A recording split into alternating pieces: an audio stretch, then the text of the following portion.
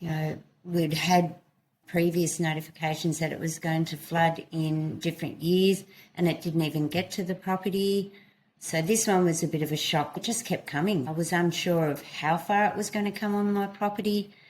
It got up to the third step of my backyard. And this is probably just a personal thing for me because I'm a single woman. You would have the blokes in their utes talking about what they're expecting and what they're doing to prepare for the flood. And then you had on the other side couples that were having those same conversations. And I was sitting in the middle and thinking, I don't belong to either of those groups. What do I do? Where do I go? Yeah. I'll never forget the Forestry and Commission guys, and they're amazing. I went to pick up some sandbags in my float, and those sandbags were already packed, ready to go. They loaded it on, and I said to them, look, I'll be back this afternoon because I will need more. And they said, yeah, no worries.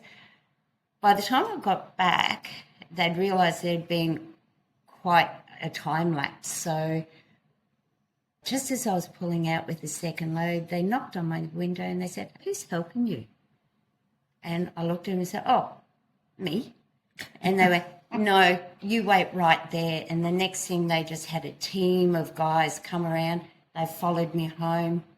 Oh, that makes me teary too, because they were just amazing. They said, Bev, you don't have to get those sandbags. Every team that came in and then left, it was handed over, check on Bev. She's on her own.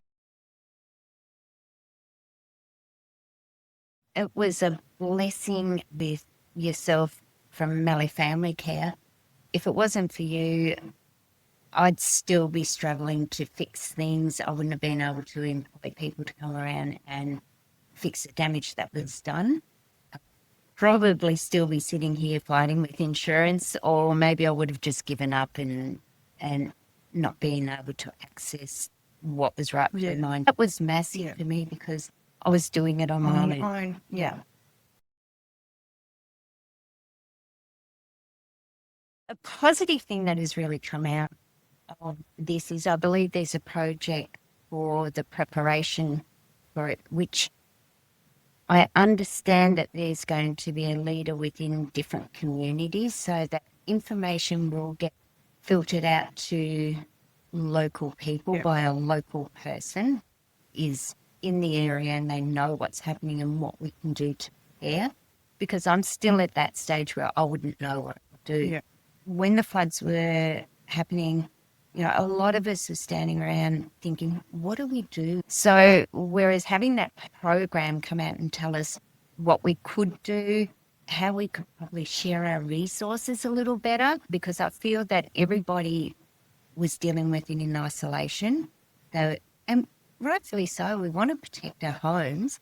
If we banded together, could we do together? I see that local leader would be able to see that as a whole picture rather than individuals.